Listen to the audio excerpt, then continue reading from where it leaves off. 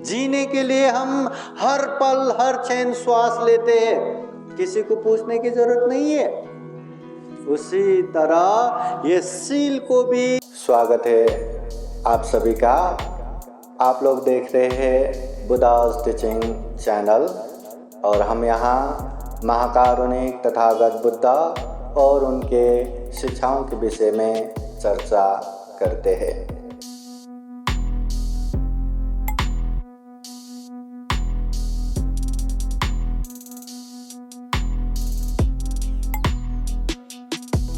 समन्त चक्रवालेषु अत्र गच्छन्तु देवता सदमं मुनिराजस शृण्वन्तु सगमोक्षदं धम्मश्रवणकालो अयं वदन्ता धम्मश्रवणकालो अयं वदन्ता धम्मश्रवणकालो अयं वदन्ता।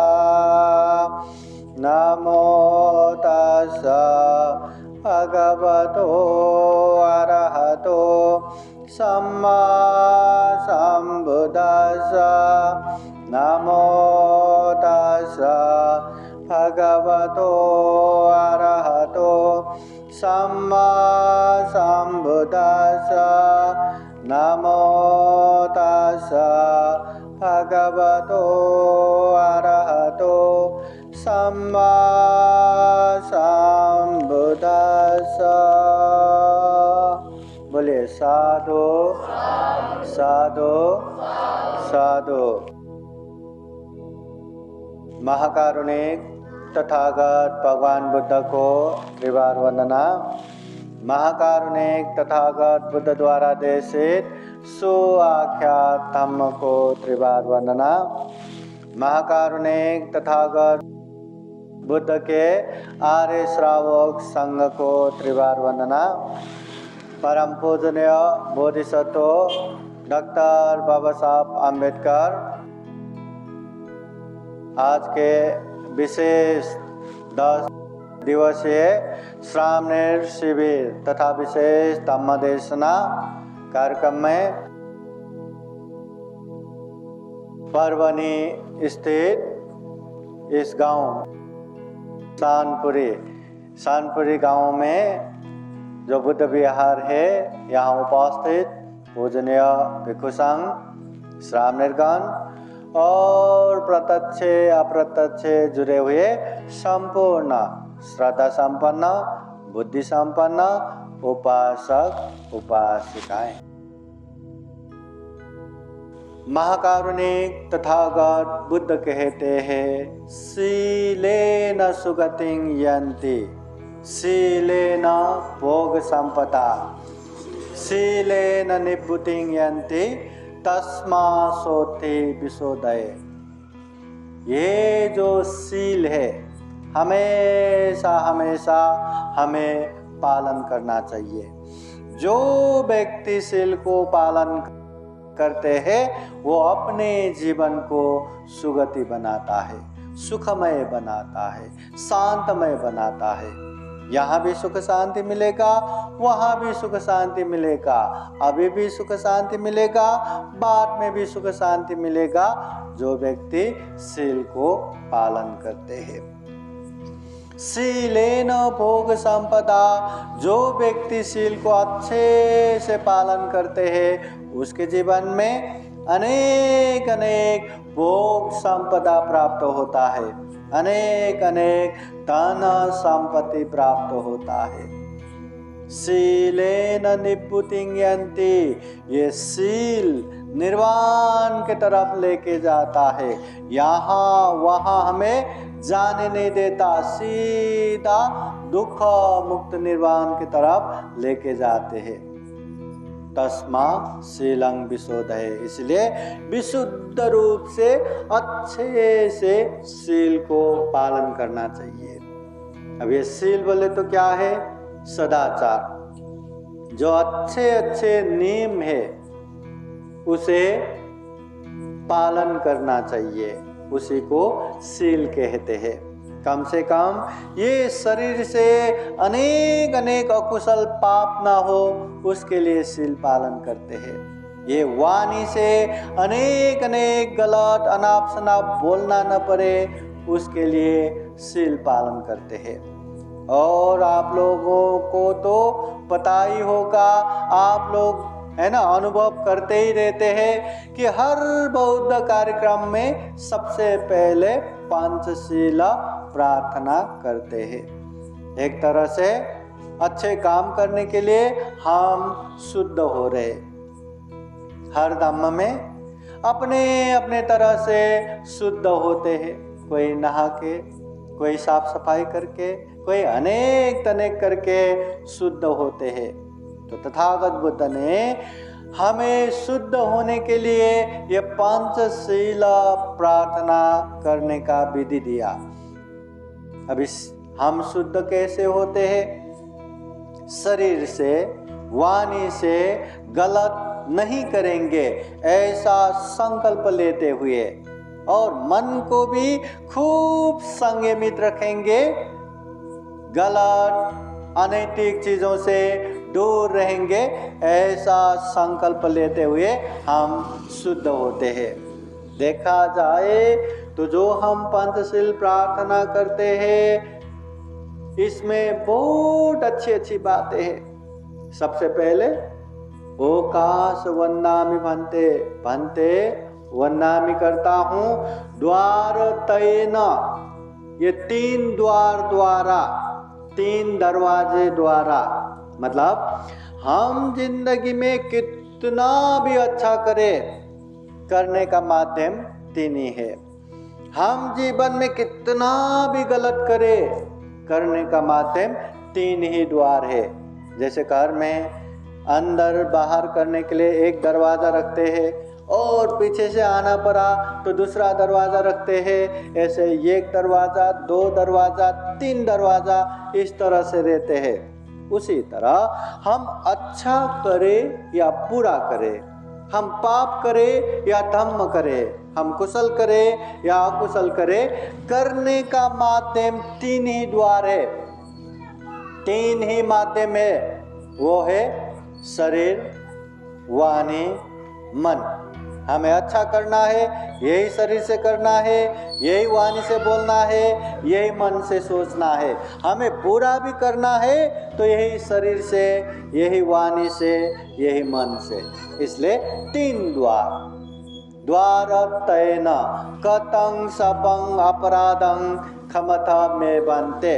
ये 3 द्वार द्वारा मैंने कोई गलती किया हो, अपराध किया हो तो मुझे क्षमा कीजिए, हम क्षमा मांग रहे।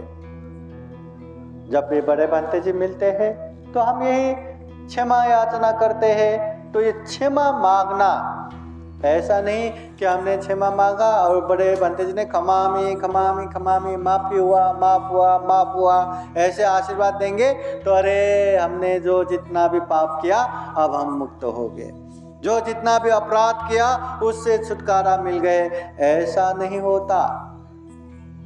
माफी मांगना मतलब हम जितना मर्जी गलत करते रहे, जितना मर्जी पाप करते रहे, और जब भी बड़े भंते मिले या बिहार में आए हम क्षमा याचना करेंगे, फिर हम वो सारे पापों से मुक्त हो जाएंगे। ऐसा नहीं होता। इसका मतलब ये भी नहीं। इसलिए क्षमा याचना करने का मतलब क्या है? क्षमा याचना करने का मतलब है खुद ने किया हुआ गलती, खुद ने किया हुआ अपराध को स्वतः अनुभव करो, खुद ही देखो, महसूस करो कि मैंने ये शरीर द्वारा ऐसे ऐसे पाप किया, मैंने ये वाणी द्वारा ऐसे ऐसे गलत बोल दिया, मैंने ये मन द्वारा, चित्त द्वारा ऐसे ऐसे गलत सोच लिया, मुझे क्षमा याचना, मुझे क्षमा दीजिए। जो गलत करते हैं खुद ही अनुभव करो, दूसरों को दिखाते रहना नहीं है। तथागत बुद्ध कहते भी है, न परे संग विलो माने न परे संग कथा कतंग अत्तनो वो अवैखेय कतानी अकतानी च। दूसरे लोग क्या करते हैं क्या नहीं करते ये मत देखो, मैं खुद क्या कर रहा हूँ क्या नहीं कर रहा हूँ ये देखो। दूसरों को देखते रहेंगे तो कभी मन में शांति नहीं मिलता। दूसरे अच्छा करते हैं तो एकदम दाहा ईर्ष्या जेलस होता है। दूसरे गलत करते हैं तो भी मन में द्वेष उत्पन्न होता है। इसलिए दूसरे का देख के हमारा कोई कल्याण नहीं, खुद का देखो। अगर गलत कर रहे तो समझो गलत कर रहे, अच्छे कर रहे तो समझो अच्छे कर रहे। जो व्यक्ति अच्छा करके मैं अच्छा कर रहा हूं ये समझेंगे वो खूब अच्छे से करेगा, खूब अच्छे से आगे बढ़ाएगा। दान देने वाला खूब अच्छे से दान दे पाएंगे, मगर दान दे के अरे कहीं मैं गलत तो नहीं कर रहा हूँ, अपना पैसा दे रहा हूँ, कहीं हानि नुकसानी तो नहीं कर रहा हूँ, ऐसा संदेह करने वाला इंसान आगे से दान भी नहीं दे पाएंगे। इसलिए अच्छा कर रहे तो समझो अच्छा कर रहे, वो खूब अच्छे से वो पुण्य कार्य करते करते आगे बढ़ पाएंगे। और बुरा कर रहे तो समझो मैं बुरा कर रहा हूं, मैं गलत कर रहा हूं। अगर गलत को गलत समझा, पाप को पाप समझा तो आज नहीं तो कल, अभी नहीं तो बाद में वो पाप से दूर हो ही जाएगा, वो पाप से अलग हो ही जाएगा।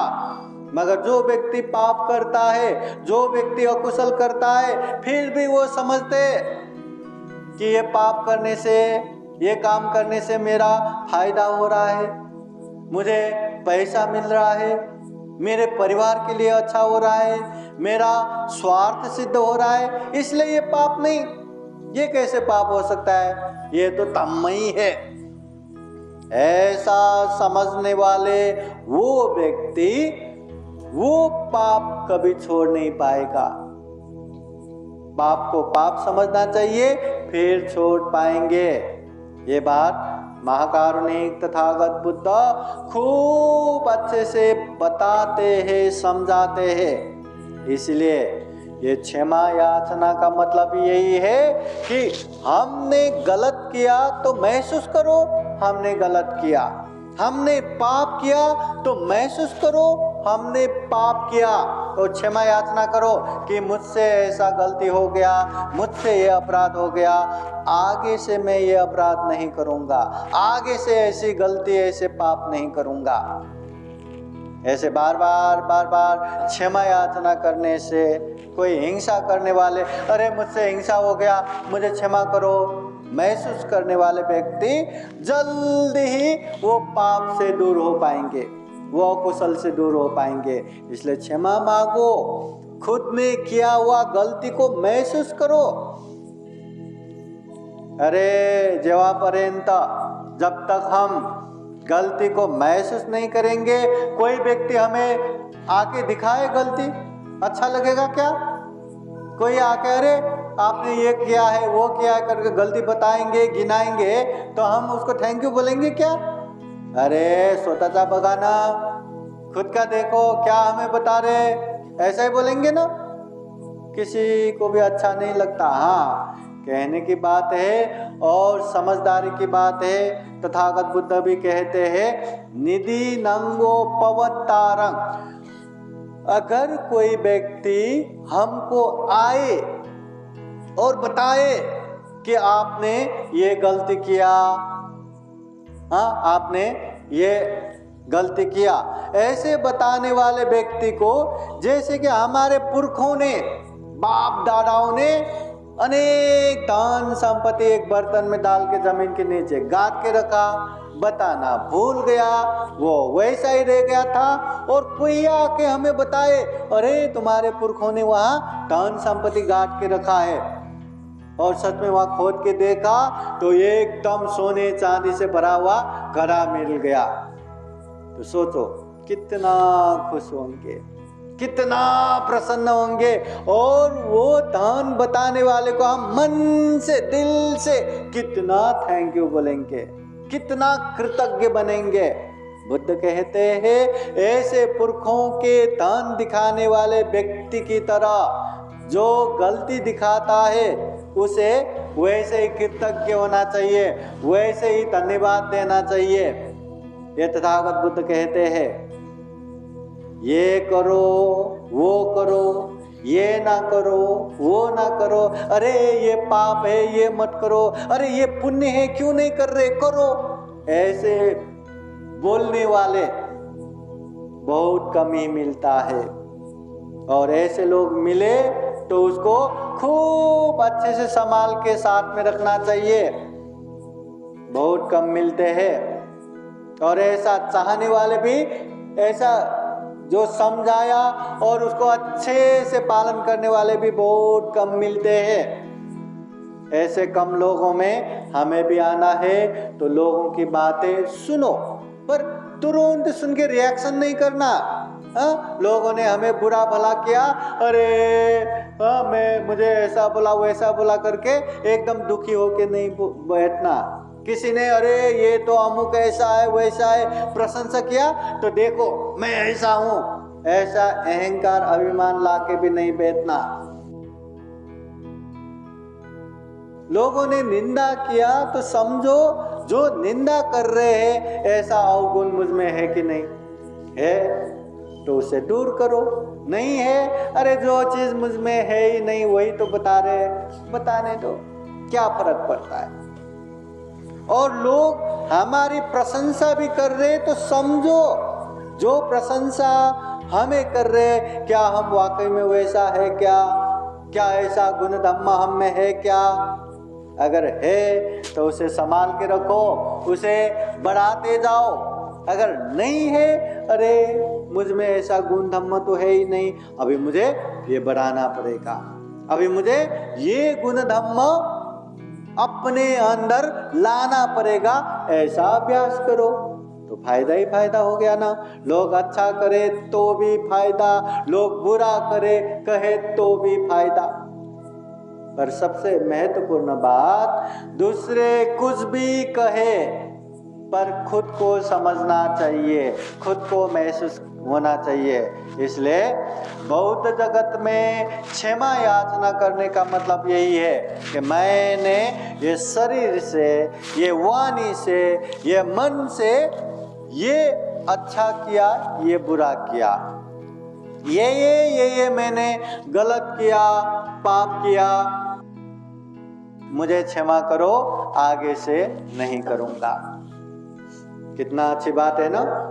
इसलिए जब भी गलती हो तो क्षमा मांगा करो। और किसी ने गलती भी किया हो और वो क्षमा मांगे तो दिल से क्षमा भी देते जाओ, बहुत ही कल्याण होगा, बहुत ही मन प्रसन्न बना रहेगा। तो पंचशील में सबसे पहले हम क्षमा याचना करते हैं, उसके बाद बुद्ध धम्म संघ के शरण जाते हैं, त्रिशरण सहित पंचशील याचना करते हैं। हाँ, उसके बाद हम नमो तस्स भगवतो अरहतो सम्मा संबुद्धस्स, उन अरहत भगवान सम्यक संबुद्ध को नमन करते हैं। हाँ, वो भगवान है, वो अरहत है, वो सम्यक संबुद्ध है। हाँ, तथागत बुद्ध।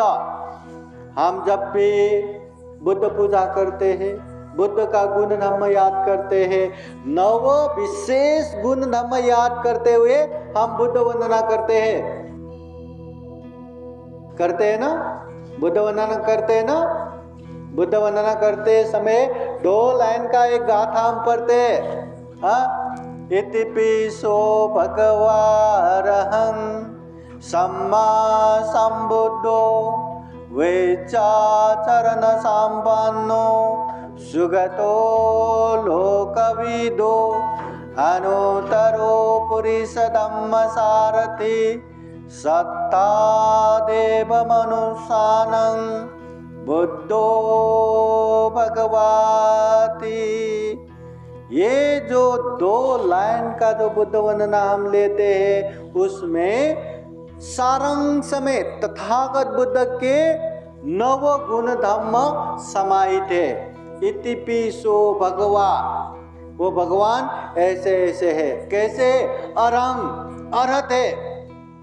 राग, द्वेष, मोह रूपी सारे शत्रु को दमन कर चुके हैं। अरिहंत, शत्रु रहित हो चुके हैं। ऐसे अर्हत है, दुख मुक्त है।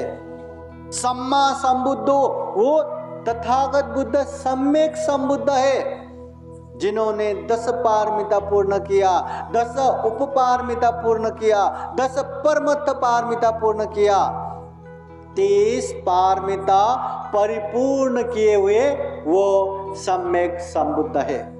बुद्ध 3 प्रकार के रहते हैं। माहिती है कि नहीं? माहिती है?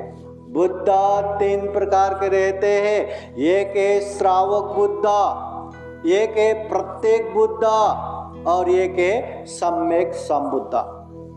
श्रावक बुद्ध वो जो बुद्ध के उपदेश सुन के दुख मुक्त होते हैं, अरंत होते हैं। जैसे तथागत बुद्ध के उपदेश सुन के सारिपुत्र, मौदगल्यायन, महाकाश्यप, अनिरुद्ध अनेक अनेक भिक्षुओं ने दुख मुक्त अरंत प्राप्त किया, वो श्रावक बुद्ध।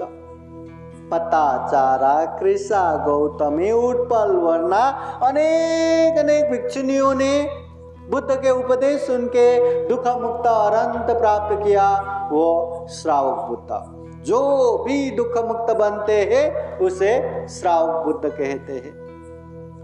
प्रत्येक बुद्ध वो जो खुद मेहनत करके 4 आर्य सत्य को बोध करते हुए वो दुख मुक्त भी बनते हैं, अरंत भी बनते हैं, बुद्ध भी बनते हैं, मगर दूसरों को धम्म का प्रचार प्रसार नहीं करते, वो प्रत्येक बुद्ध। और सम्यक संबुद्ध वो जो खुद मेहनत करते हुए दुख मुक्त भी होते हैं, अरंत भी होते हैं और दुनिया को दुख मुक्ति का मार्ग भी बताते हैं, धम्म का प्रचार प्रसार भी करते हैं, उसे सम्यक संबुद्ध कहते हैं। इसलिए सिद्धार्थ गौतम बुद्ध सम्यक संबुद्ध है। और दुनिया में प्रत्येक बुद्ध कब आए कब गए किसी को पता नहीं चलता। जब तथागत बुद्ध सम्यक संबुद्ध बताएंगे तभी पता चलता है। और बुद्ध, श्रावक बुद्ध, आप, मैं, कोई भी बन सकता है। बच्चे, बूढ़े, कोई भी बन सकता है। महिला, पुरुष, कोई भी बन सकता है। दुख मुक्त श्रावक बुद्ध कोई भी बन सकता है। तथागत बुद्ध के समय में 60 साल के 7 इयर्स कुछ भी नहीं ना, बच्चे हैं या मानने पे बैठा रहेगा, ऐसे 60 साल के बच्चे, ऐसे छोटे छोटे कुल पुत्र भी प्रवचित होके दुख मुक्त अरंत होते हैं। इसलिए जो अरंत होते हैं उसे श्रावक बुद्ध कहते हैं। तो ये तथागत बुद्ध सम्यक संबुद्ध है। इतिपिसो भगवा अरंग है, सम्मा संबुद्ध सम्यक संबुद्ध है, विद्याचरण संपन्न तथागत बुद्ध विद्या और आचरण से युक्त है। जो कहते हैं वही करते हैं, जो करते हैं वही कहते हैं। यथावादी तथाकारी, तथाकारी यथावादी। हम सामान्य इंसान, हम करते कुछ है और बोलते कुछ है, हम बोलते कुछ है और करते कुछ है, मगर तथागत बुद्ध वही कहते हैं जो बोलते हैं और वही बोलते हैं जो करते हैं। विद्याचरण संपन्न। फिर सुगतो, तथागत बुद्ध सुगतो है, अच्छे जगह पे परिपूर्ण रूप से जा चुके हैं, मतलब निर्वाण प्राप्त हो चुके हैं, वो सुगत है। लोकविज्ञो, लोकविदु, तथागत बुद्ध लोक के विज्ञ है। दुनिया भर के सारे बातें तथागत बुद्ध जानते हैं, सर्वज्ञ है तथागत बुद्ध।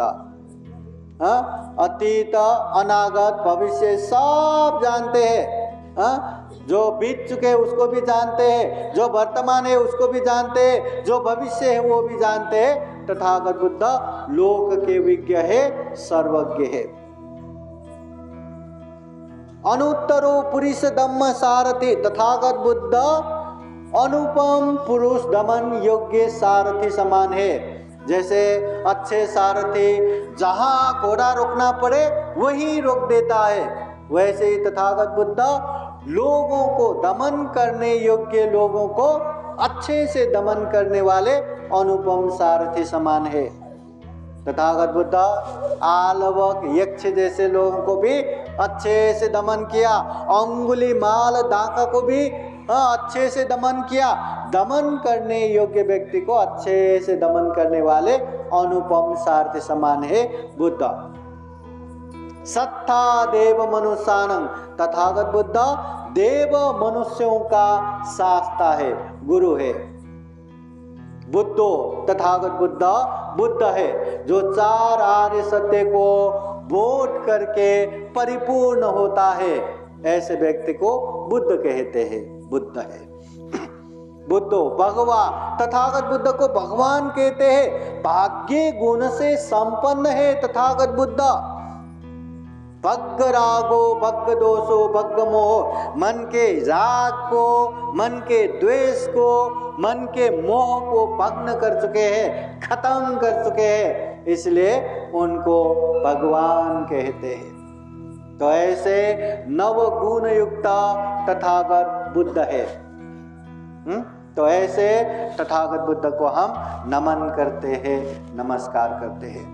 उसके बाद बुद्धं शरणं गच्छामि, धम्मं शरणं गच्छामि, संघं शरणं गच्छामि। हम बुद्ध के शरण जाते हैं, धम्म के शरण जाते हैं, संघ के शरण जाते हैं। यहाँ समझना ये भी जरूरी है कि बुद्ध के शरण जाने का मतलब बुद्ध का अनुसरण करना है। बुद्ध ज्ञान के भंडार है, बुद्ध दुख मुक्त हो चुके हैं। ऐसे बुद्ध के शरण में जाके हमें बुद्धू नहीं बनना, हमें अज्ञानी नहीं बनना, हमें दुखी नहीं बनना, बुद्ध का अनुसरण करना है। बुद्ध का सभी के सभी तो छोड़ ही दो, थोड़ा थोड़ा भी अनुसरण किया ना, हमारा ये दुर्लभ, यह अमूल्य, ये सर्वश्रेष्ठ मनुष्य जीवन सफल होगा, सार्थक होगा। इसलिए अनुसरण करना है। बुद्ध ज्ञान के प्रतीक है, व्यक्ति विशेष नहीं है। क्या सिद्धार्थ गौतम को जन्म होते ही आपका नाम बुद्ध करके रखा है क्या? किसी ने उनका नाम बुद्ध करके रखा क्या? नहीं। जब तक उन्होंने बुद्धत्व ज्ञान प्राप्त करके बोधि वृक्ष के नीचे उन्होंने ज्ञान प्राप्त नहीं किया, तब तक उनको बुद्ध नहीं कहा। सिद्धार्थ बोधिसत्व जब उन्होंने बुद्ध गया के बोधि वृक्ष के नीचे बुद्धत्व ज्ञान प्राप्त करके सम्यक संबुद्ध बना, तब उनको बुद्ध कहा। इसलिए जो ज्ञान प्राप्त करते उसको बुद्ध कहते हैं। जो ऐसे बुद्ध दुनिया में एक ही नहीं रहता, न जाने पहले कितने बुद्ध बन के गए, न जाने भविष्य में कितना बुद्ध आएंगे, पता भी नहीं। जो ये पारमिता पूर्ण करेगा वो बुद्ध बनेगा। इसलिए बुद्ध कोई भी बन सकता है, कितना भी बुद्ध बन सकता है। और ऐसे बुद्ध के शरण जाने का मतलब है ज्ञान के शरण जाना, बुद्ध का अनुसरण करना। इसलिए ये बुद्ध का अनुसरण करना है। धम्मं शरणं गच्छामि, हम धम्म के शरण जाते हैं, ये धम्म का अनुसरण करना है। धम्म को अच्छे से जान के समझ के पालन भी करना है। और संघं शरणं गच्छामि, संघ के शरण जाने का मतलब संघ का अनुसरण करना है। संघ जो घर बार परिवार सब छोड़ छाड़ के प्रवचित होते हैं, बुद्ध शासन में समर्पित होते हैं, जितना पढ़ लिख के जान सकते हैं उतना धम्म को जानते हैं और लोगों को सिखाते हैं। जितना धम्म का अभ्यास कर सकते हैं वो करते हैं और लोगों को सिखाते हैं। ऐसे अनुत्तरो पुण्य खेतं लोकस, लोक में अनुपम खेत समान ऐसे संघ का अनुसरण करना है। इसलिए बुद्ध धम्म संघ का शरण जाने का मतलब दास दासी बनना नहीं है, अनुसरण करने के लिए है। मतलब बुद्ध ने कहा तो विषय संपला, आंखें बंद करके करना है। धम्म में कहा है तो विषय संपला, आंखें बंद करके स्वीकार करना है। संघ ने बोला तो आंखें बंद करके स्वीकार करना, ऐसा नहीं है।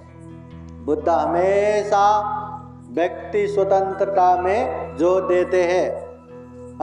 अत्ता ही अत्तनो नाथो, कोई नाथो परोसिया। हम खुद के मालक खुद ही है, कोई हमारे मालक नहीं है। इसलिए हमेशा अच्छे बुरे पाप धम्म योग्य अयोग्य अच्छे से जान के समझ के पालन करना है, आंखें बंद करके स्वीकार करना नहीं है। इसलिए बुद्ध के शरण, धम्म के शरण, संघ के शरण, वो भी एक बार नहीं, 2 बार नहीं, 3 बार, द्वितीयम्पि दूसरी बार, तृतीयम्पि तीसरी बार, 3 बार हम बुद्ध धम्म संघ के शरण जाते हैं और उसके बाद 5 शील ग्रहण करते हैं। पानातिपाता वेरमणि सिक्खापदं समादियामि। प्राणी हिंसा नहीं करने का शील, शिक्षापद अच्छे से पालन करूंगा। अदिन्ना दाना वेरमणि सिक्खापदं समादियामि। चोरी ना करने का, जो ना दिया हुआ चीज उठा के लेने का जो ये बात है, उससे दूर रहने की शिक्षा पद को अच्छे से पालन करेंगे। कामेषु मिथ्याचारा वेरमणि सिक्खापदं समादियामि। काम, मिथ्याचार, व्यभिचार से दूर रहने की शिक्षा पद को अच्छे से पालन करेंगे। मुसावादा वेरमणि सिक्खापदं समादियामि।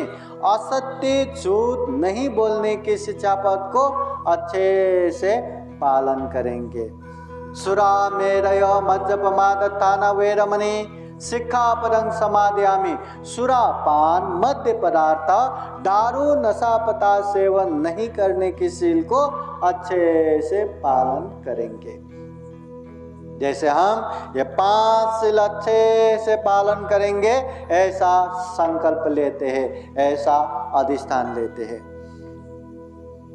बाबा साहब ने 22 प्रतिज्ञा दिया, उसमें भी मैं हिंसा करनार नहीं, मैं चोरी करनार नहीं, मैं व्यभिचार करनार नहीं, मैं खोटा बोलनार नहीं, मैं नशा पदार्थ सेवन करनार नहीं। 5 के 5 शील वो 22 प्रतिज्ञा में भी आते हैं। बाबा साहब को मानते हो ना, बाबा साहब के ये सम्मान करते हो ना, तो ये अच्छे से पालन करना है। और बाबा साहब ने जो धम्म की दीक्षा दिया, वो धम्म के प्रारंभ में ही ये शील हम प्रार्थना करते हैं, ये शील पालन करने का अधिष्ठान करते हैं, तो इसे पालन करना चाहिए। करना चाहिए कि नहीं? करना चाहिए कि नहीं? हाँ। एक समय महाकारुणिक तथागत बुद्ध धम्म प्रचार प्रसार के क्रम में गांव, नगर, जनपद, देश देशांतर चारिका करते करते एक गांव में पहुंचते हैं। जब तथागत बुद्ध वो गांव में पहुंचे तो लोगों को पता चला, तो वहां बहुत सारे लोग वहां जमा हो गए। देखते ही देखते खूब सारे लोग जमा हो गए। किसी को तो बुद्ध का दर्शन करना था, किसी को तो बुद्ध को देखना था, किसी को तो बुद्ध का उपदेश सुनना था। बस लोग जा रहे, लोग सुन रहे, लोग देख रहे। लोग देखते ही देखते बहुत सारे लोग जमा हो गए। अब बहुत सारे लोग जमा हो गए तो गांव के समझदार 2-3 लोग उठ के तथागत बुद्ध को विनती करते हैं, भगवान हमने आपके विषय में सुना है, हमने आपके विषय में थोड़ा बहुत पता किया है कि आप बुद्ध है, आप तथागत है, आप सम्यक संबुद्ध है, और हमने ये भी सुना है कि आपके उपदेश सुनने के बाद लोगों में एक तरह से वैराग्य उत्पन्न होता है। अरे जीवन दुख ही दुख से भर पड़ा है, ऐसे दुखमय जीवन में परिवार में रह के, धन संपत्ति संभाल के, समाज में रह के क्या मौज मजा करूं, क्या सुख सुविधा भोगूं? इससे अच्छा तो मैं दुख मुक्ति के मार्ग पे चलता हूँ, भिक्षु बनता हूँ, भिक्षुनी बनता हूँ। ऐसे वैराग्य उत्पन्न होता है आपके उपदेश सुनने से। भगवान, हम आपसे विनती करते हैं, इस तरह का उपदेश हमें ना दे। हमें परिवार भी चाहिए, हमें समाज भी चाहिए, हमें धन संपत्ति भी चाहिए।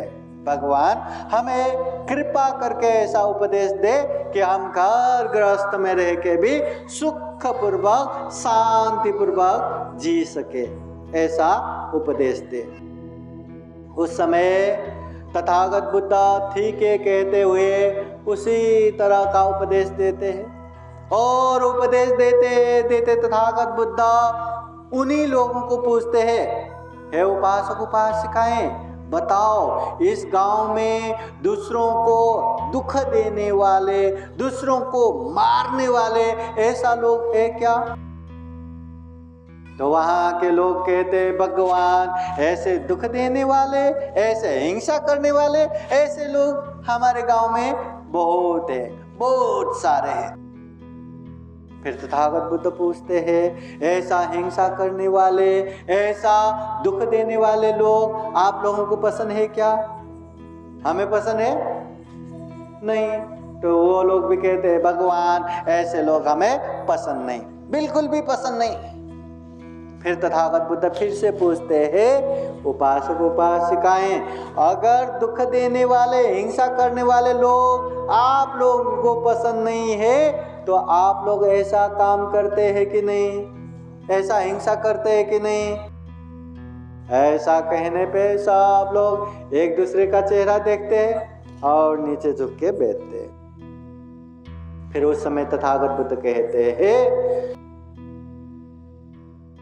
अपने आप को उदाहरण के रूप में रखो, अत्तानं उपमंकत्वा, अपने आप को एग्जाम्पल के रूप में रखो, उदाहरण के रूप में रखो, और किसी को दुख मत दो, हिंसा मत करो।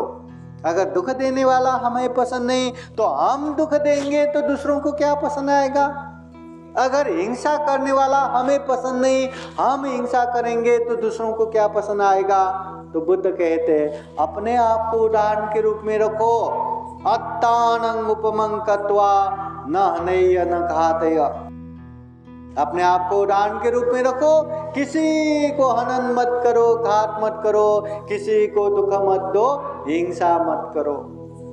फिर तथागत बुद्ध पूछते हैं, इस गांव में चोरी करने वाले, बिना दिए चीजों को उठा के लेने वाले ऐसे लोग हैं क्या?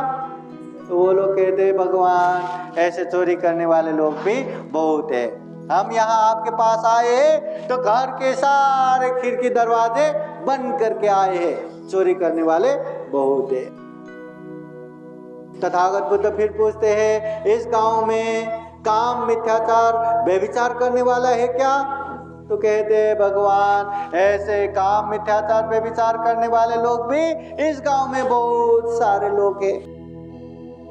भगवान बुद्ध पूछते हैं, इस गांव में झूठ बोलने वाले, असत्य बोलने वाले ऐसे लोग हैं क्या? लोग कहते हैं, भगवान, ऐसे झूठ बोलने वाले, ऐसे असत्य बोलने वाले इस गांव में ढेर सारे लोग हैं, किसी को विश्वास करने योग्य भी नहीं है। फिर तथागत बुद्ध पूछते हैं, इस गांव में दारू, नशा पीने वाले लोग हैं क्या? सब लोग कहते हैं, भगवान, इस तरह के लोग भी बहुत है। तथागत बुद्ध पूछते हैं, चोरी करने वाला पसंद है क्या? सब लोग कहते हैं, नहीं है। तो अगर चोरी करने वाला पसंद नहीं है तो खुद भी चोरी मत करो, दूसरों को भी पसंद नहीं आएगा। बुद्ध पूछते हैं, व्यभिचार करने वाला पसंद है क्या? सब लोग कहते हैं, पसंद नहीं। तो बुद्ध कहते हैं, अगर काम, मिथ्याचार, व्यभिचार करने वाला पसंद नहीं है तो खुद भी ऐसा काम मत करो, हम करेंगे तो दूसरों को भी पसंद नहीं आएगा। फिर तथागत बुद्ध पूछते हैं, झूठ बोलने वाले, असत्य बोलने वाले लोग पसंद है क्या? सब लोग कहते हैं पसंद नहीं। तो झूठ बोलने वाला, असत्य बोलने वाला पसंद नहीं है तो खुद भी ऐसा काम मत करो, दूसरों को भी पसंद नहीं आएगा। फिर तथागत बुद्ध पूछते हैं, इस गांव में जो दारू नशा पीते हैं ऐसे लोग पसंद है क्या? सब लोग कहते हैं ऐसे लोग हमें पसंद नहीं, बिल्कुल भी पसंद। फिर बुद्ध कहते हैं, दारू नशा पता सेवन करने वाले पसंद नहीं है तो खुद भी दारू नशा पता सेवन मत करो। हम दारू नशा पता सेवन करेंगे तो हमें भी कोई पसंद नहीं करेगा। तथागत बुद्ध अंत में कहते हैं, अगर कारग्रस्त में रह के भी सुख शांति पूर्वक रहना चाहते हो तो कम से कम ये 5 शील पालन करो। हिंसा मत करो, चोरी मत करो, काम मिथ्याचार व्यभिचार मत करो, झूठ मत बोलो, अमल नशा पता सेवन मत करो। अगर ये 5 शील भी अच्छे से पालन करेंगे तो जीवन में सुख भी आएगा, शांति भी आएगा। कारग्रस्त में रह के भी सुख शांति पूर्वक जी पाएंगे। सुख शांति के लिए सारा घर बार परिवार छोड़ के भिक्षु बने भिक्षुनी बने इसकी जरूरत नहीं पड़ेगा। ये 5 शील पालन करो, बुद्ध कहते हैं। तथागत बुद्ध कहते हैं, ये 5 शील पंचशील भी अच्छे से पालन किया तो निश्चित रूप से जीवन में सुख भी आएगा, शांति भी आएगा। ये बुद्ध कहते हैं। ये 5 शील हमें पालन करना चाहिए कि नहीं? पालन करना चाहिए कि नहीं? पालन करना चाहिए। हिंसा करना चाहिए क्या? नहीं। चोरी करना चाहिए क्या? नहीं।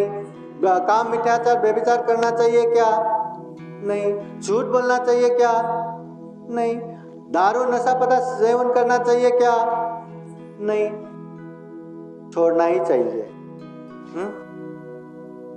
हमें जीने के लिए क्या ये 5 के 5 शील पालन करते हुए भी अच्छे से जी पाएंगे कि नहीं? क्या हम चोरी किए बिना जी नहीं पाएंगे क्या? अच्छे से जी पाएंगे। क्या हम हिंसा किए बिना जी नहीं पाएंगे क्या? अच्छे से जी पाएंगे। क्या काम मिथ्याचार व्यभिचार किए बिना हम जी नहीं पाएंगे क्या?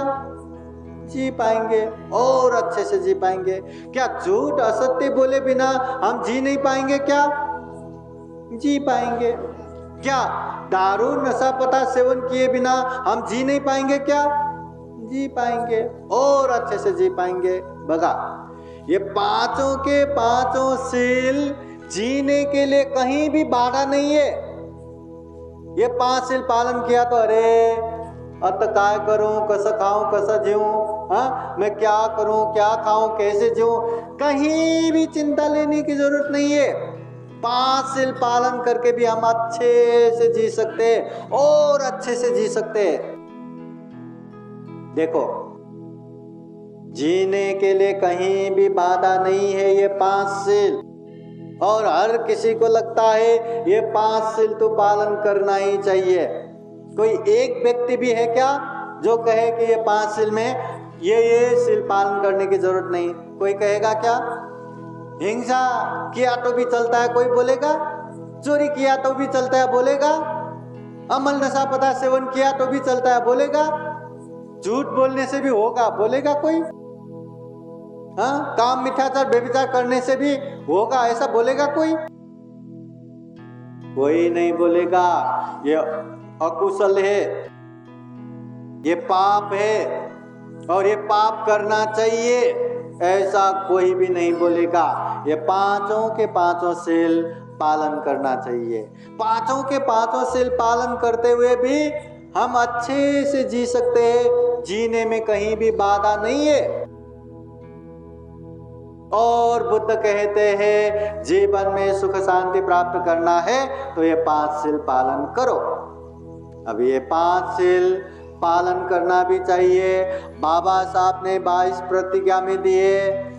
तथागत बुद्ध ये पंचशील के रूप में जो उपदेश दिया, हर बौद्ध कार्यक्रम के प्रारंभ में हम पंचशील प्रार्थना करते हैं और हर किसी को लगता है इसको पालन करना ही चाहिए। इसके बावजूद भी क्या हमारे जीवन में सुख है? क्या हमारे जीवन में शांति है? क्या हम ये 5 शील को अच्छे से पालन करते हुए बैठे हैं? चांगा हो, अच्छे से पालन करके बैठे हैं क्या हम? हाँ? जीवन में सुख है, शांति है, और ये 5 शील को अच्छे से पालन करते हुए हम जीवन बिता रहे हैं क्या? हम जाने अनजाने में किसी को दुख दे रहे कि नहीं? हिंसा कर रहे कि नहीं? हम जाने अनजाने में किसी का ना दिया हुआ चीज उठा के लेते हैं कि नहीं? चोरी करते हैं कि नहीं? हम जाने अनजाने में व्यभिचार करते हैं कि नहीं? जाने अनजाने में झूठ बोलते हैं कि नहीं? जाने अनजाने में अमल नशा पता सेवन करते हैं कि नहीं? करते हैं कि नहीं? हम ये अच्छे से पालन करते हुए रह रहे हैं कि नहीं? अगर नहीं है तो समझो, महसूस करो कि नहीं, अच्छे से हम पालन नहीं कर रहे। पालन करना तो रह ही गया, जाना समझा पर पालन नहीं हुआ। अरे महसूस करो, रियलाइज करो, पालन हो रहा है तो हो रहा है, पालन नहीं हो रहा है तो नहीं हो रहा है, पर समझो तो सही। सबसे पहले यह महसूस करो कि इसको पालन करना ही है। जीवन में सुख शांति चाहिए तो इसको पालन करना ही है। एक शील भी बिगाड़ेंगे तो अकुशल होगा, पाप होगा, और पाप का परिणाम दुख अशांति आएगा। तो हर शील हमें पालन करना ही है। और ये पंचशील ऐसा भी है, देखो आज पूजनीय पंते ने हमें धम्म देशना दिया, पंचशील दिया। आज बहुत बड़ा बिहार में कार्यक्रम हुआ, इसलिए हम आज के दिन अच्छे से पालन करेंगे। आज के दिन किसी को नहीं मारेंगे, कल से मार सकते हैं, मार सकते हैं। आज के दिन बिल्कुल चोरी नहीं करेंगे, कल से चोरी कर सकते हैं। आज के दिन व्यभिचार नहीं करेंगे, कल से व्यभिचार का छूट है क्या? आज के दिन झूठ नहीं बोलेंगे, कल से अच्छे से झूठ बोलेंगे क्या? आज के दिन दारू नशा नहीं पिएंगे, कल से दारू नशा पी सकते हैं क्या? पी सकते हैं? हाँ? नहीं। ये शील हमेशा पालन करना चाहिए। एक शील भी बिगड़ा तो अकुशल हो जाता है, पाप हो जाता है। और ये शील ऐसा है कि शीलं रखन्तु सर्वदा, हमेशा ये शील पालन करना चाहिए, कभी कभी पालन करना नहीं है, हमेशा। आज पंचशील प्रार्थना किया, अच्छे से समझा, और हम अधिष्ठान करते, संकल्प करते हैं कि आज से हम पंचशील नहीं बिगाड़ेंगे, ऐसा संकल्प लेते हैं।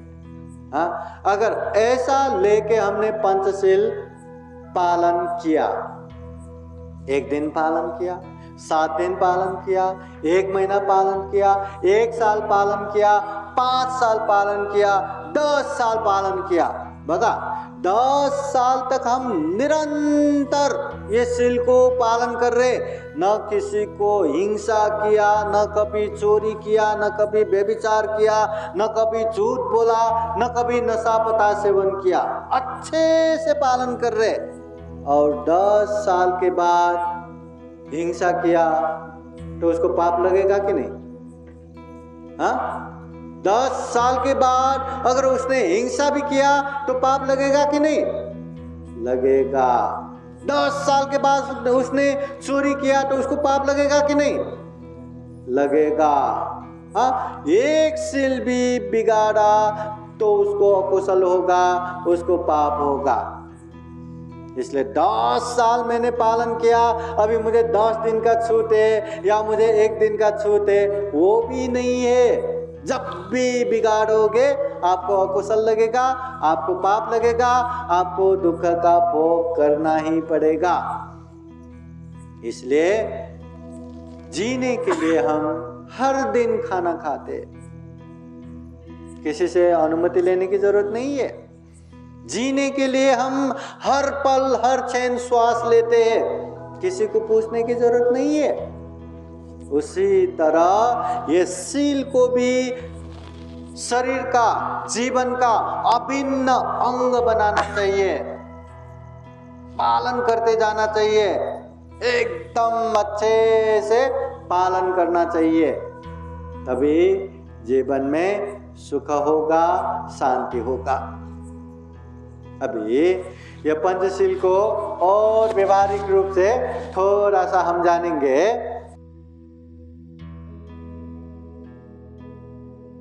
ये हिंसा, ये चोरी, ये व्यभिचार, ये झूठ, ये नशापता। अभी हिंसा नहीं करना चाहिए, हिंसा नहीं करना चाहिए। जीवन भर हम शील प्रार्थना करते हैं, जीवन भर हम पंचशील प्रार्थना करते हैं, 22 प्रतिज्ञा में प्रतिज्ञा लेते हैं, हिंसा नहीं करेंगे, हिंसा नहीं करेंगे, हिंसा नहीं करेंगे। अभी भी देखो रात का समय है, हाँ, ये बिहार के बाहरी खुले मैदान में हम धम्म देशना सुन रहे, हम यहाँ ये हिंसा नहीं करेंगे, हिंसा नहीं करेंगे, और इधर उधर से मच्छर आया तो उसको ताली बजाएंगे, तो हिंसा नहीं होगा क्या? हाँ, होगा।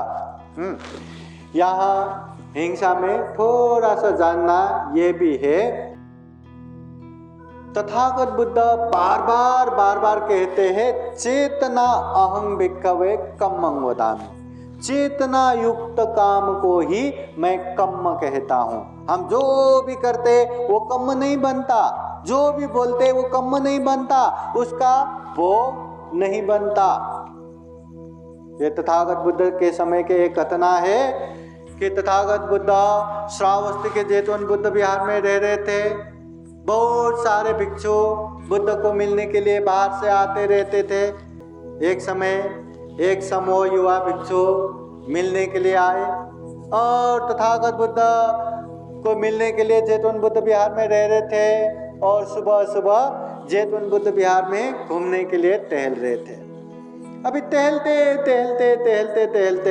वो लोग एक भिक्षु के कुटी के बाहर पहुंचा, और वहां देखते हैं वहां ढेर सारे कीड़े जो बरसात समय में वो जमीन से बाहर आते हैं और वो कुचल के मरा हुआ, ऐसी घटना देखते। और वो देखने के बाद अरे यहाँ कौन रहता है? सब कहते हैं यहाँ चक्षुपाल भिक्षु रहता है। अरे उसको दिखता नहीं क्या? देखो संक्रमण के नाम पे, संक्रमण बोले तो ध्यान पूर्वक स्मृति पूर्वक ये चलना, उसको भी एक तरह से मेडिटेशन कहते हैं, ध्यान कहते हैं। तो ऐसे चल चल के इतना सारे कीड़े मरा हुआ है, क्या उसको दिखता नहीं क्या? तो बाकी के भिक्षुओं ने बोला हाँ सच में उसको दिखता नहीं, वो अंधे है। तो सारे बाहर से आए हुए भिक्षु लोग कहते अरे जब तक आंखें हैं तब तक तो मौज मजा किया होगा, अभी धम्म के नाम पे, संक्रमण के नाम पे, ध्यान के नाम पे देखो कितने कीड़े मार रहा है। चलो चलो चलो भगवान बुद्ध को बताएंगे करके बुद्ध के पास गए, और बुद्ध को कहते भगवान अमुक अमुक कुटी के सामने चक्षुपाल भिक्षु ने ढेर सारे कीड़े कुचल के मारा है, उसने बहुत बड़ा पाप किया। बुद्ध पूछते हैं क्या उन्होंने मारते हुए देखा क्या? नहीं, हमने नहीं देखा। तो बुद्ध कहते हैं जिस तरह वो भिक्षु ने मारते हुए तुम लोगों ने नहीं देखा, उसी तरह उन्होंने भी मरते हुए प्राणी को नहीं देखा। चेतना अहं भिक्खवे कम्मं वदामि, चेतना युक्त काम को ही मैं कम्म कहता हूँ। और वो चक्षुपाल भिक्षु में मारने का मनसा बिल्कुल नहीं है, मारने की चेतना इंटेंशन बिल्कुल नहीं है, और होगा भी कैसे? वो चक्षुपाल भिक्षु दुख मुक्त अनंत हो चुका है, सभी क्लेशों से मुक्त हो चुका है। जो दुख मुक्त अरहंत हो चुके हैं, वो ऐसा व्यक्ति कोई भी पाप नहीं कर सकता। तो बुद्ध कहते हैं चेतना, मतलब मैं करूंगा, मैं बोलूंगा, ऐसे इच्छा से जो बोलते हैं, जो करते हैं, उसी को कर्म कहते हैं, और वो कर्म का ही परिणाम बनता है। जैसे हम चलते चलते पैरों के नीचे कितने प्राणी आ जाता है, मर जाता है, क्या उसका पाप लगेगा? क्या खेतों में काम करने वाले, हाँ, खेत में काम करते करते न जाने कितना प्राणियां वहां मर जाता है, क्या उसको पाप लगता है? क्या लगता है? नहीं लगता। क्यों? क्योंकि मारने की मनसाए नहीं। हम जब श्वास लेते हैं ना, ये हवाओं में इतने जीवाणु रहता है, इतने कीटाणु रहता है, माइक्रोस्कोप से देखेंगे तो इतने जीवाणु, पर श्वास लेने से वो हमारे अंदर जाता है और हमारे अंदर के गर्मीपना से सारे के सारे जीवाणु मर जाता है। क्या उसका पाप लगता है? क्या नहीं। श्वास लेते समय मारने की मनसाए बिल्कुल भी नहीं। कभी बीमार होता है, दवा लेते हैं, रोग के कीटाणु खत्म करते हैं, क्या उसका भी पाप लगेगा? क्या नहीं, क्योंकि मारने का मनसाय नहीं है, मारने का विचार नहीं है, इसलिए इसका पाप नहीं लगता। बुद्ध कहते हैं प्राणी हिंसा परिपूर्ण होने के लिए 5 अंग परिपूर्ण होना चाहिए। कितना अंग? कितना? 5 अंग। सबसे पहले तो प्राणी जीवित होना चाहिए, जीवित प्राणी को ही मार सकते हैं। दूसरा, वो प्राणी जीवित है ऐसे हमें पता होना चाहिए। तीसरा, वो प्राणी को मारने की इच्छा होना चाहिए, उससे बहुत ही परेशान हो गया या उसके ऊपर बहुत ही गुस्सा आ गया, बहुत ही चिड़चिड़ा हो गया, या कैसे भी हो उसको मारने की मनसाए होना चाहिए, इच्छा होना चाहिए। चौथा, उसको मारने की प्रयास होना चाहिए। अभी कैसे मारना, वो मारने की प्रयास होना चाहिए। और 5वां, वो प्राणी का मृत्यु होना चाहिए। अगर ये 5 अंग परिपूर्ण होता है तो उसको प्राणी हिंसा कहते हैं। अहिंसा परमो धम्म, ये तथागत बुद्ध के वाणी नहीं है।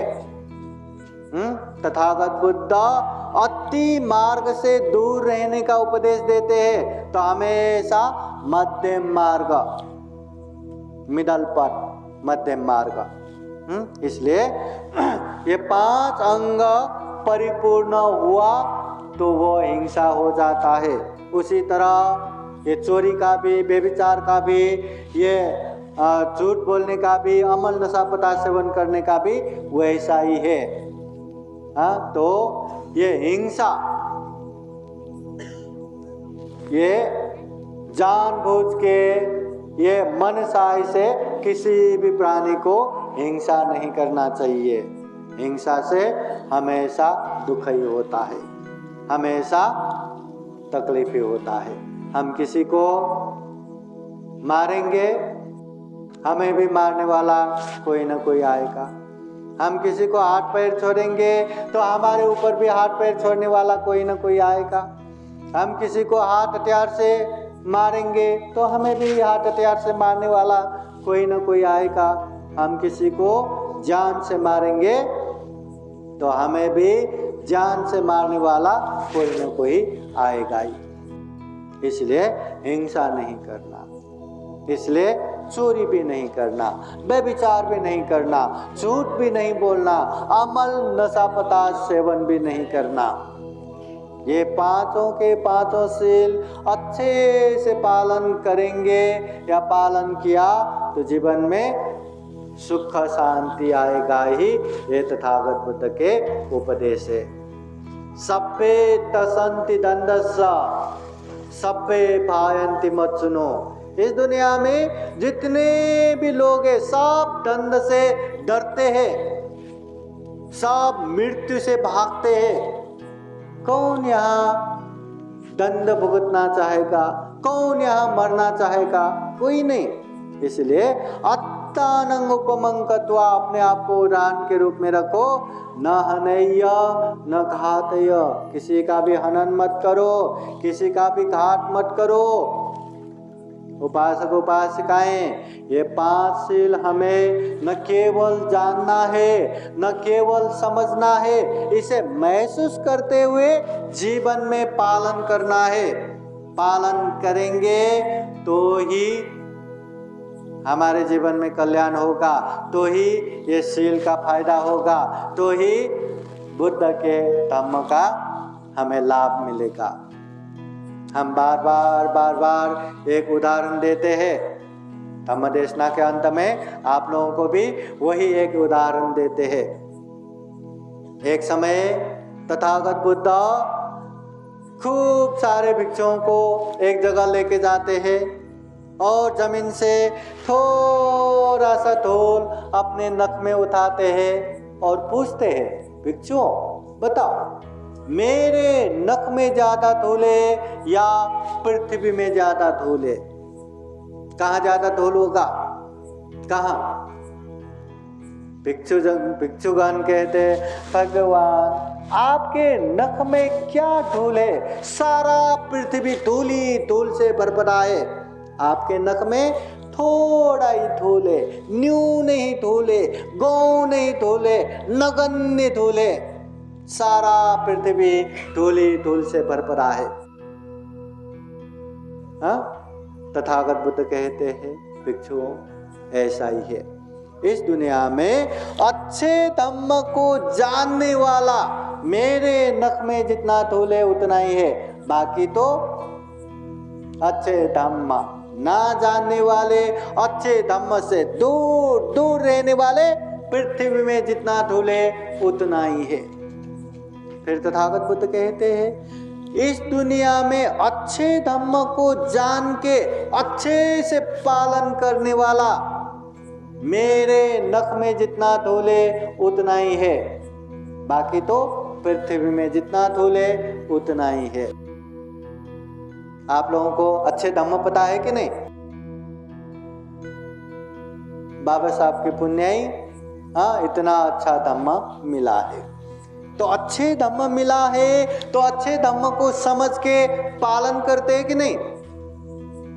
कौन कौन पालन करते? हाथ उठाओ, कौन पालन करते हैं धम्म को? पालन करते हैं कि नहीं? बुद्ध कहते हैं, अच्छे धम्म को जान के पालन करने वाले मेरे नख में जितना धूल है उतना ही है, बाकी तो पृथ्वी में जितना धूल है उतना है। फिर तथागत बुद्ध कहते हैं, अच्छे धम्म को जान के अच्छे से पालन करके परिपूर्ण होने वाले मेरे नख में जितना धूल है उतना ही है, बाकी तो पृथ्वी में जितना धूल है उतना ही है। परिपूर्ण होना चाहिए। शील पालन करते हैं तो परिपूर्ण होना चाहिए, हर चीज में परिपूर्ण होना चाहिए। अभी मैं यहाँ शानपुरी परवनी में धम्म देशना देने के लिए आए और मैप देखते देखते आ रहे अरे बाबा बहुत हो गया, बहुत चला गया, अब बस करके मैं रास्ते में रुक जाता तो यहाँ पहुंच जाता क्या?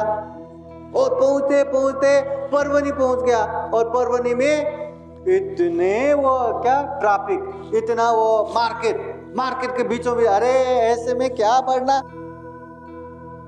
मैं अभी नहीं बढ़ूंगा करके वहीं रुक जाता तो यहाँ पहुंच जाता क्या? नहीं, कितने तकलीफ के साथ वो मार्केट को पार करते धीरे न जाने कितना रुक के जैसा भी हो अभी इतना ही बाकी है कर करके यहीं तक आया तो बाहर गाड़ी पहुंचा तो हम यहाँ पहुंच गए, परिपूर्ण रूप से यहाँ आया पहुंच गया। वैसे ही धम्म को भी परिपूर्ण रूप से पालन करना है। शील पालन किया, मैंने कल के दिन पालन किया, हाँ वो संडे था ना, उस दिन पालन किया, अब मैं बर्थडे में पालन करूंगा, ऐसा नहीं। हमेशा सील को पालन करना है, हमेशा धम्म को पालन करना है और परिपूर्ण रूप से पालन करना है, थोड़ा थोड़ा नहीं। आगे इतना सारा खाना पड़ा है और हम थोड़ा एक एक निवाला ही खाएंगे तो पेट भरेगा क्या? भरेगा पेट?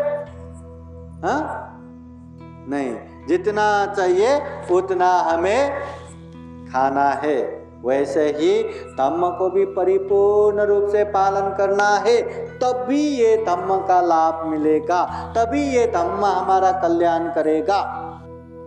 इसलिए तथागत बुद्ध कहते हैं, सब पाप सकरणं कुशला उपसंपदा सचित परियोदपनं एतं बुद्धान शासनं। सब पाप सकरणं, कोई भी पाप मत करो। दुनिया में जितने भी अकुशल है, पाप है, उससे दूर रहो। कुशल स उपसंपदा, जो कुशल है, जो धम्म है, जो पुण्य है, उसे करते जाओ।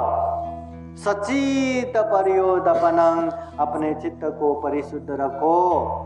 ये तंग बुद्धान शासनं, ये बुद्धों का शिक्षा है, ये बुद्धों का धम्म है। जितने भी बुद्ध बन के गए, जो भी वर्तमान समय में बुद्ध है, जो भी भविष्य में आने वाले बुद्ध है, सारे बुद्धों का ये सारांश धम्म है। पाप मत करो, पुण्य करो, चित्त परिशुद्ध करो। तो उपासक उपासिकाएं, हम भी जीवन में महाकारुणिक तथागत बुद्ध के धम्म को खूब अच्छे से जान सके, खूब अच्छे से समझ सके और व्यवहार में पालन करते करते खूब पुण्य करे, खूब धम्म करे। ये दुर्लभ, यह अमूल्य, ये सर्वश्रेष्ठ मनुष्य जीवन को सफल बनाए, सार्थक बनाए। अंत में जन्म जरा व्याधि मरण से मुक्त, सभी दुखों से अलग, जिसे निर्वाण सुख कहते हैं, जिसे विमुक्ति सुख कहते हैं, वो निर्वाण भी प्राप्त कर सके, ऐसी कामना करते हुए आज का ये धम्म देशना यहीं समापन करते हैं। सबका मंगल हो, सबका कल्याण हो। भवतु सब मंगलम। बोलिए साधु साधु साधु। सभी जन हाथ जोड़ के बैठिए। पूजनीय भिक्षु संघ, आप सभी के जीवन में सुख शांति हो, ऐसे कामना करते हुए आशीर्वाद देते हैं। आप सभी के जीवन में बुद्ध का आशीर्वाद रहे, धम्म का आशीर्वाद रहे, संघ का आशीर्वाद रहे। सभी देव विवाजन्तु सब्बरोगो विनाशतु माते भवतु अंतरायो सुखे दीर्घायुको भव। भवतु सर्वमंगलं रक्षन्तु सर्वदेवता सर्वबुद्धानुभावेन सदा सुते भवन्तु ते। भवतु सर्वमंगलं रक्षन्तु सर्वदेवता सर्वधम्मानुभावेन सदा सुते भवन्तु ते। भवतु सर्वमंगलं रक्षन्तु सर्वदेवता सर्वसंगानुभावेन सदा सुते भवन्तु ते। एचितं पचितं दुह्यं क्षिप्रमेव समेधतु सर्वे पुरन्तु चित्तसंकल्पा संदोपन्नरसो यथा। आयु आरोग्य संपत्ति सग्ग संपत्तिमेव च अतो निब्बान संपत्ति इमिनाते समेधतु। साधु साधु साधु। बुद्धं नमामि, धम्मं नमामि, संघं नमामि अहं वंदामि सर्वदा। सबका मंगल हो, सबका कल्याण हो, सुखी हो, सुखी हो, सुखी हो। साधु साधु साधु। बुद्धं नमामि, बुद्ध को नमन करता हूँ। धम्मं नमामि, धम्म को नमन करता हूँ। संघं नमामि, संघ को नमन करता हूँ।